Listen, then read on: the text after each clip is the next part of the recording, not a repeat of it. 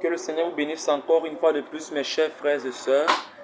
Surtout, je viens aujourd'hui avec le thème dont je vous avais dit la dernière fois, comment prier efficacement, comment adresser une prière efficace à Dieu. Vous allez remarquer aujourd'hui que beaucoup n'arrivent pas à adresser une prière efficace à Dieu parce qu'ils ne savent pas, ils ne connaissent pas. Beaucoup ont parfois des émotions et se disent que non, c'est une prière efficace à Dieu. Mais bien aimé, je viens aujourd'hui avec certains petits principes, certaines petites solutions pour vous montrer comment adresser une prière efficace à Dieu. Alors, premièrement, tu vas t'abonner sur la chaîne si tu te sens conduit afin de ne pas manquer d'autres vidéos. Et n'oublie pas surtout de partager la vidéo à tes contacts car ça peut aider quelqu'un qui est dans le besoin de prière, quelqu'un qui veut vraiment prier, quelqu'un qui veut vraiment être exaucé par Dieu. Ne garde pas cette vidéo pour toi seul bien-aimé, mais partage-la à ton alentour. Nous allons directement aller dans le livre de 1 Roi 18. 1 Roi 18, verset 30 à 39. Bien aimé, je ne vais pas lire le verset 30. Je vais sauter pour directement lire le verset 36 à 39. Alors bien aimé, nous allons lire ensemble. Verset 36 à 39.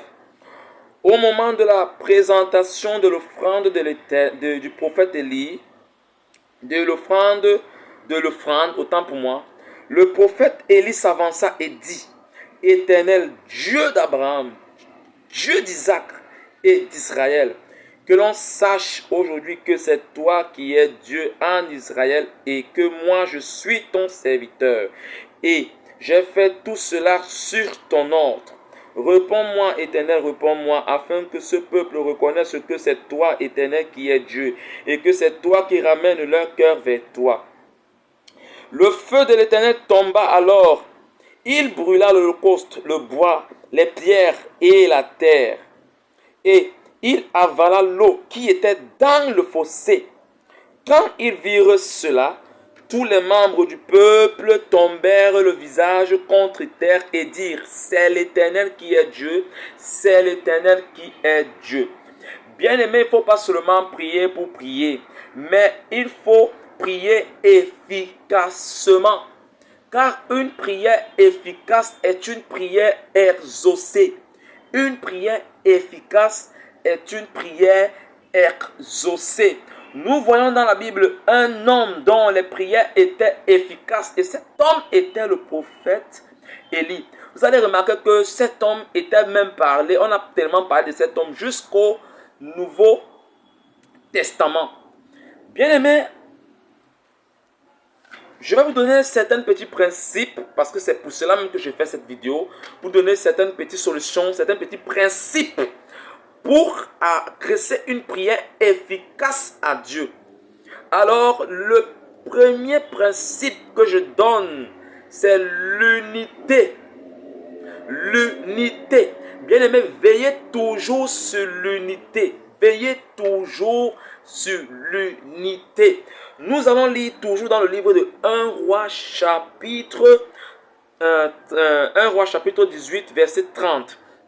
Et il dit alors à tout le peuple: approchez-vous de moi. Tout le peuple s'approcha de lui. Élie répara l'autel de l'Éternel qui avait été démoli. Donc, Élie rétablit l'autel de l'Éternel qui avait été démoli. Élie dit à tout le peuple: rapprochez-vous de moi. Élie chercha d'abord à unir le peuple, Même Jésus-Christ a donné sa gloire à ses disciples pour qu'ils soient un. Quand tu regardais le disciple, si vous voulez vraiment voir l'amour, allez lire le livre des Actes. Quand vous regardez les disciples du Seigneur Jésus-Christ, vous allez constater qu'ils étaient un. Il dit qu'ils étaient un. Quand ils sont allés dans la chambre haute pour attendre le Saint-Esprit, ils sont allés avec une même pensée. Et ils ont reçu le Saint-Esprit. Dans une église, lorsqu'il n'y a pas l'unité, la réconciliation, vous n'aurez pas besoin de faire, vous n'aurez même pas besoin de prier. Dans une église où il n'y a pas l'unité et la réconciliation, mes frères et sœurs, Dieu n'est pas là. Dieu n'est pas là, je vous dis que ça cache. Une église où il n'y a pas l'unité. L'unité. Dieu n'est pas là. Mais une église où il y a l'unité, la réconciliation, vous n'aurez pas besoin de faire une prière longue. Vous n'allez que rien, vous allez seulement faire une toute petite prière et vos prières seront exaucées. L'unité et la réconciliation comptent beaucoup. L'unité, cherchez à être unis avec des frères, avec des sœurs, avec même vos compagnons. Dans un foyer où il n'y a pas l'unité, Dieu ne peut pas exaucer à vos prières. Tu peux être un homme de prière, tu peux être une femme de prière, mais lorsque tu n'es pas, je dis bien, tu n'es pas en unité avec ton conjoint, tes prières ne peuvent pas être exaucées. Cherchez d'abord à être unis. Cherchez d'abord l'unité au milieu de vous. Si tu remarques que tu as un problème avec quelqu'un, même la Bible nous dit cela, pardonnez d'abord les autres et venez maintenant vers le Père. Dieu vous pardonnera. Pardonne d'abord celui que tu vois. Tu n'arrives pas à pardonner celui que tu vois, mais tu veux que Dieu te pardonne. Veillez sur l'unité, l'unité bien aimé, l'unité. Vous allez remarquer même dans certaines familles, des gens ne réussissent pas. Vous voyez, il y a des gens là qui prient, ils sont des hommes de prière, des femmes de prière, mais vous allez remarquer qu'il n'y a rien qui change dans leur vie. Ils sont toujours des mêmes personnes, ils font des mêmes choses, etc. Je peux dire, ils sont des mêmes personnes depuis le début. Ils sont là, rien ne marche dans leur vie. Bien-aimé, va d'abord, regarde ton passé. Qu'est-ce que tu as eu dans ton passé qui a eu à te bloquer la vie? Est-ce que tu as eu à avoir des problèmes avec un oncle, une tante, ta soeur, ton frère ou quelqu'un d'autre? Est-ce que tu as eu à avoir un problème avec quelconque? Si tu te remarques que tu as eu à avoir un problème avec un frère ou une soeur ou je peux dire peut-être ton conjoint ou peut-être une amie que tu as eu, un ami que tu as eu, va d'abord chercher à arranger ce problème et puis maintenant reviens prier Dieu. Reviens, tu parles à Dieu. L'unité, veillez sur l'unité bien aimé, veillez sur l'unité. Veillez toujours à être unis avec tout le monde avant de vous rapprocher auprès de Dieu. Chaque fois que vous voulez faire une prière, veillez toujours à être unis. Veillez toujours à être unis avec tout le monde. Deuxième des choses, il y a la communion avec Dieu. Quelle est la place de Dieu dans ta vie? Quelle est la place que tu donnes à Dieu dans ta vie? Quelle est la place de Dieu dans ta vie? T'es-tu déjà posé cette question? Quelle est la place que tu donnes à Dieu dans ta vie? Bien aimé, quelle est la place? Regardez Élie. Élie a d'abord établi l'autel de l'Éternel qui avait été démoli par les Juifs pour bâtir l'autel de Baal. Avant qu'il ne commence la prière, avant qu'il ne commence à invoquer la présence de Dieu, la puissance de Dieu, qu'est-ce qu'il a d'abord fait? Il a d'abord redonné la place de l'Éternel en Israël.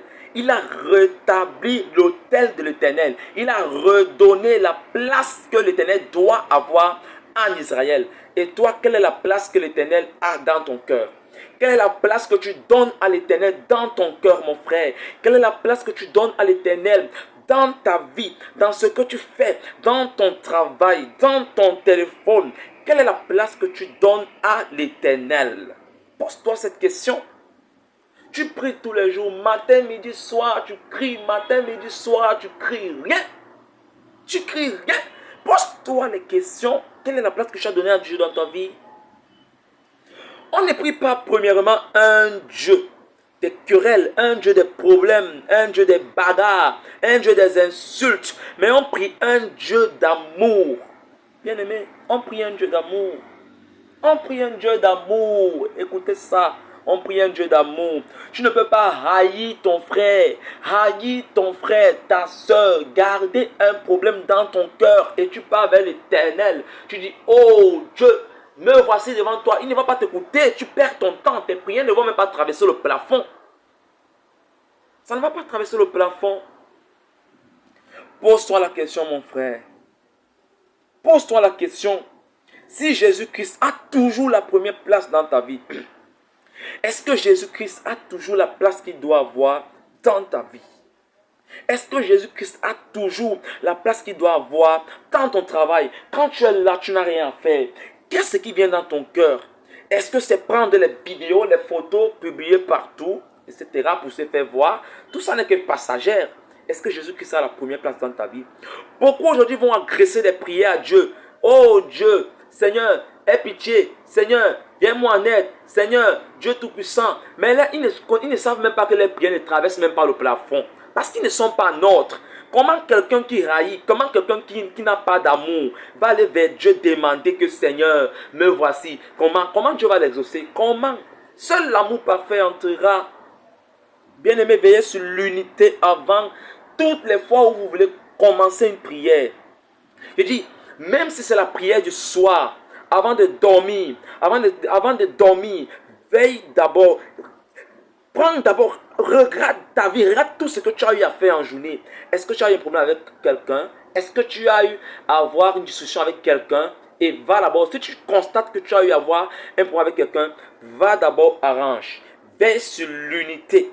Veille sur l'unité. La communion avec Dieu, la place de Dieu bien-aimé. Vivez la parole de Dieu. Vivez la parole de Dieu. Donnez à Dieu la première place. Et donner à Dieu la première place, c'est vivre sa parole pleinement. Vivre sa parole. Écoutez-moi bien. Donner à Dieu la première place, c'est vivre sa parole. Ce n'est pas publier sur les réseaux sociaux les psaumes.